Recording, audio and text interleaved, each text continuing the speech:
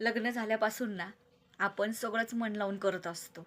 आपल्याला काय हवं ना ते बाजूला ठेवून दुसऱ्यासाठी जगत असतो. आणि खूप वर्ष लोटली 20, 25, 30, 40 की मग हळूहळू आपलं पण वय वाढायला लागतं. आणि मग तेव्हा कुठेतरी निवांत बसलं ना एकटंच विचार करत की त्यावेळेला लक्षात येतं की माझ्यातला मी कुठेतरी हरवलाय आणि मी नुसतंच दुसऱ्यांसाठी जगते आत्तापर्यंत. स्वतःसाठी आपण काहीच करत नाहीये, स्वतःच्या आनंदाकडे अजिबात लक्ष देत नाहीये. आपल्याला काय हवं होतं आणि आपल्याला काय मिळालं, मग त्यावेळेला ना असं वाटतं, चला आता थोडंसं हे जे काही सगळं चाललंय ना ते बाजूला ठेवू आणि थोडासा स्वतःच्या आनंदासाठी ना काहीतरी काहीतरी करू. मग त्यावेळेला ना आपण थोडंसं घरातल्यांना बाजूला ठेवतो आणि स्वतःच्या आनंदासाठी जगायला लागतो. त्यावेळेला काय सांगू घरातल्यांची रिॲक्शन, त्यांची अशी रिॲक्शन असते, हिला काय झालंय अचानक असं? ही का अशी वागायला लागलीये? आधी तर चांगली होती, आता काय झालंय अचानक? हिला कुठं शिकवणी मिळाली आहे का? ही माहेरकडून शिकून आली आहे का? का ही सारखी फोन घेऊन बसती, फोनमधून शिकली का टी व्हीमधून शिकली आहे? आधी सगळं चांगलं करायची, अचानक हिच्यात बदल झाला कसा?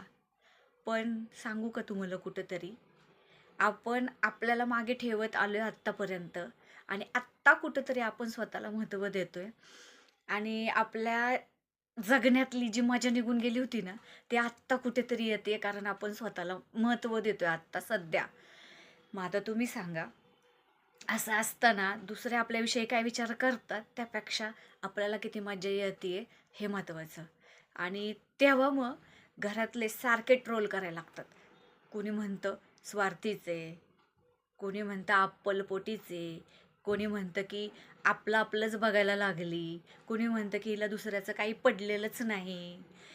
असे आपल्या आपल्या सोयीने ना अर्थ लावून मोकळे होतात आणि बाहेरचे कोणी नसतात बरं का. घरातले जवळचे इतक्या दिवस आपण ज्यांच्यासाठी खपत आलोय करत आलोय ना, तीच लोक आपल्याला आपल्या आपल्या सोयीने अशी नावं ठेवायला लागतात. त्यावेळेला खरी आपल्याला खेळायला मजा येते. मग आता आपल्याला असं वाटतं की ह्यांनी काही बोलू द्या, आता मी पहिली आणि मग बाकीचे सगळे. मग अशा सिच्युएशनला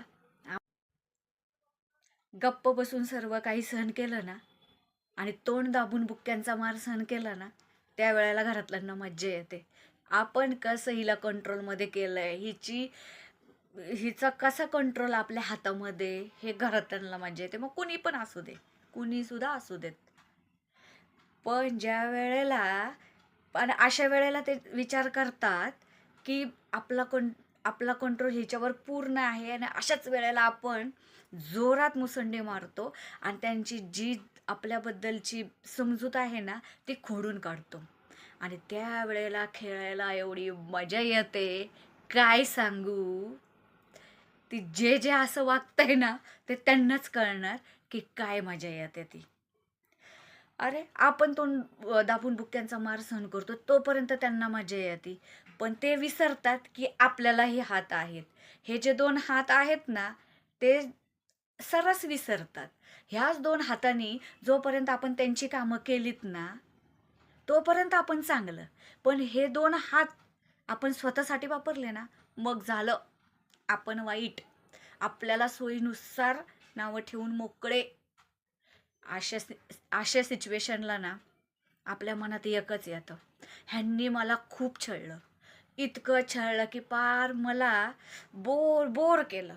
आता आता एका एकाला सोडणार नाही. या मैदानात या मैदानात आता बघून घेईल. आता बघून घेईल एका एकाला, ज्यांनी ज्यांनी मला छळलं त्यांना सोडणे नाही. असं सगळ्यांना नाही वाटत, कारण खूप साऱ्या फॅमिली जरा समजून घेतात दुसऱ्याला. पण खूप साऱ्या फॅमिल्या असतात मीपणामध्येच गेलेल्या असतात त्या.